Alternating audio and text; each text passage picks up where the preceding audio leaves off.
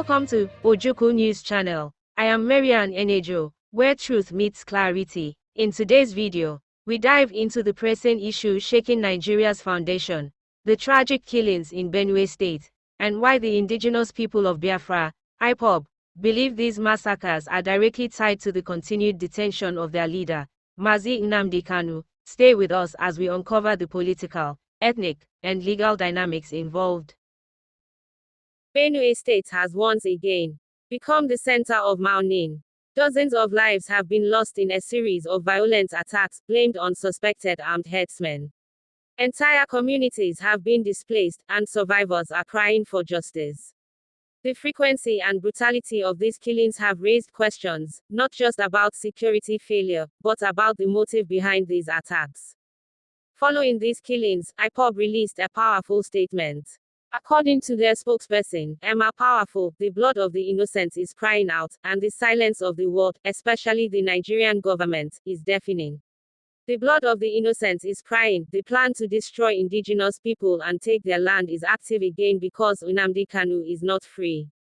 IPOB claims that Kanu's illegal detention has removed a major voice of resistance, a voice that had consistently exposed threats like the Fulani RUGA project, the Waterways Bill, and alleged land-grabbing schemes. This man said, I swear to the Almighty Allah.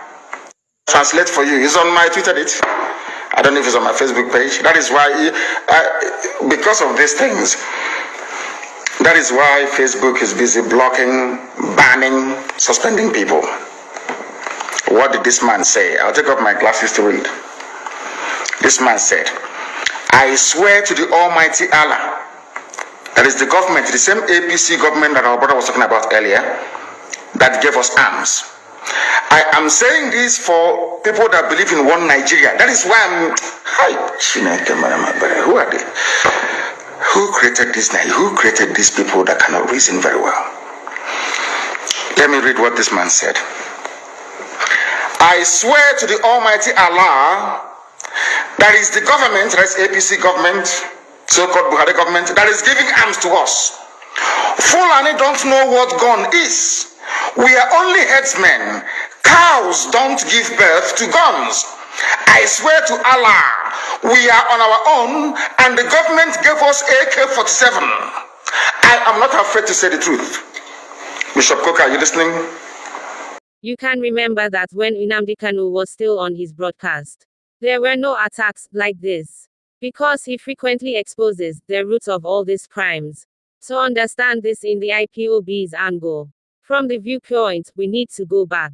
Nnamdi Kanu is the leader of IPOB, a group pushing for the restoration of Biafra. He was originally arrested in 2015, then re-arrested in 2021 in a controversial operation many called Extraordinary Rendition. 2015, first arrest. 2017, bail granted. 2021, abduction from Kenya, returned to Nigeria. 2024, court declares abduction illegal, awards 1 billion nairas.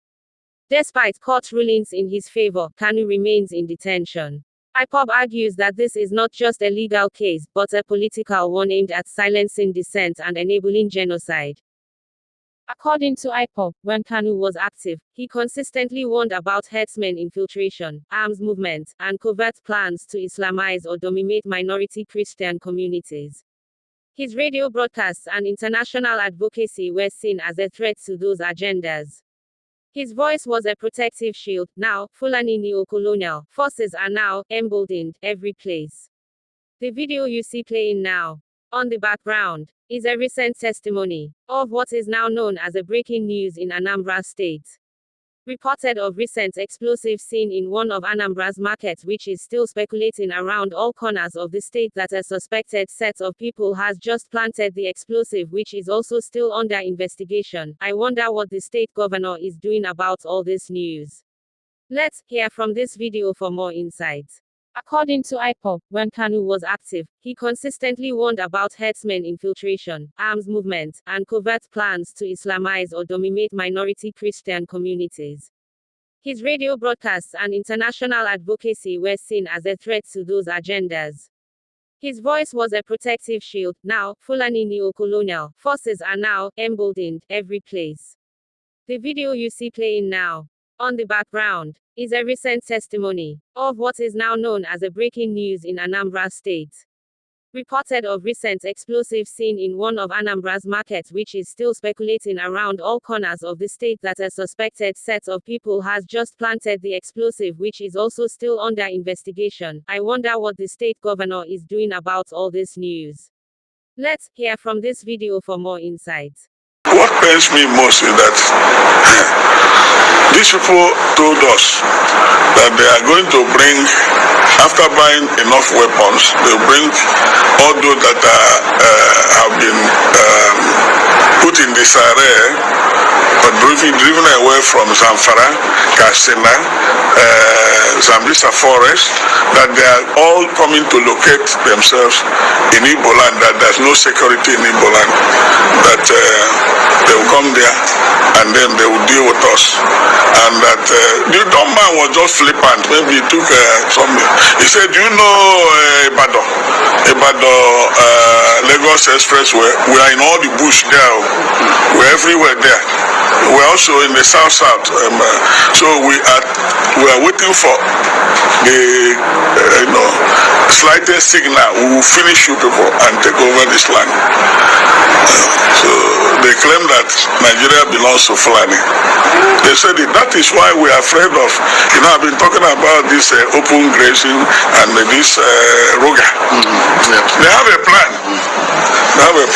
And I accuse the soldiers who are not non-Christians. Some of them are Fulani. They are part of it. Because they are shooting these men. When our people wanted to comb the bush, the soldiers said, "If you move a step, we finish you. Don't go there." So they know where the boys are. They know the location. And what they do is in the daytime, they use their cow to confuse people. Then after some time, the cows will go to rest and they take their gun and do the operation. Whether or not you agree with IPOB's tactics or philosophy, this much is true: Kanu was a loud voice. And silence, in times like this, can be deadly. The Benue killings are not just about local disputes. They tap into Nigeria's fragile ethnic fabric, where religion, politics, and tribe intersect. IPOB believes what's happening in Benue is part of a nationwide pattern of conquest by force. Failure of federal security, land-grabbing fears, ethnic cleansing accusations. They also argue that what starts in Benue doesn't stop there. That Southeast, Middle Belt, and other indigenous areas could be next. Who created this night? Who created these people that cannot reason very well? IPOB is calling on international bodies, human rights groups, and the Nigerian public to recognize the link between injustice in detention and violence in society. They insist Nnamdi Kanu's release is not just about his freedom, but about stopping bloodshed.